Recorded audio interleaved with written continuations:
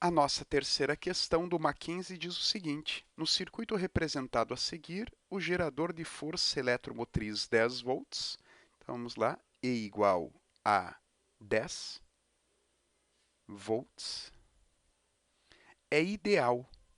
Resistência interna igual a zero. E todos os capacitores estão inicialmente descarregados. Giramos inicialmente a chave CH para a posição 1. Chave CH para a posição número 1. E esperamos até que C1 adquira a carga máxima. Então vamos à primeira parte. Capacitor C1 adquirindo carga máxima, Q é igual a C vezes U. Lembrando que a equação do gerador diz que U igual a E menos R vezes I. Se o gerador é ideal, a resistência interna é zero, fazendo com que a diferença de potencial seja exatamente a própria força eletromotriz, ou seja, 10 volts. Então, substituiremos na relação do capacitor 1, que diz que a sua carga armazenada será a sua capacitância, que é de 8 microfarads, multiplicada pela diferença de potencial, que é de 10 volts, fazendo então com que a carga armazenada pelo capacitor número 1 seja uma carga de 80 microfarads, equivale a coulombs, 80 microcoulombs.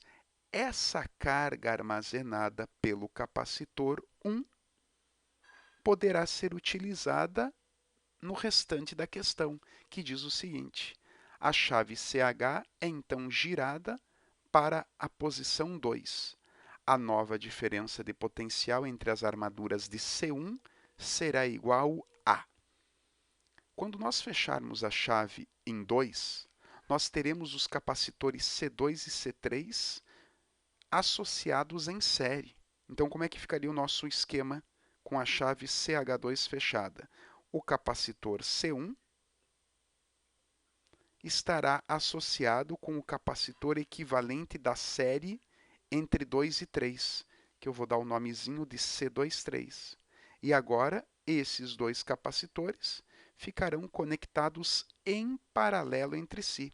Então, essa nova situação é a situação com a chave CH na posição 2, a hora que eu girei a chave e conectamos a chave em 2. Quem está fora agora é a nossa fonte de força eletromotriz, o gerador de 10 volts. Então vamos ao cálculo do capacitor C23. Já que eles se encontram em série, nós iremos fazer o famoso produto pela soma. O capacitor equivalente C23 é dado pela relação produto pela soma entre 3 e 6, ou seja, 3 vezes 6, 18, 3 mais 6, 9, 18 por 9, ficaremos com um capacitor de 2 microfarads. Esse capacitor C23 estará associado em paralelo com o capacitor C1. Então, o capacitor equivalente da associação em paralelo será dado pela soma entre o capacitor C1 e o capacitor C23. Somando, então, teremos 8 microfarads adicionados de 2 microfarads. E 8 mais 2, teremos o nosso capacitor equivalente de 10 microfarads.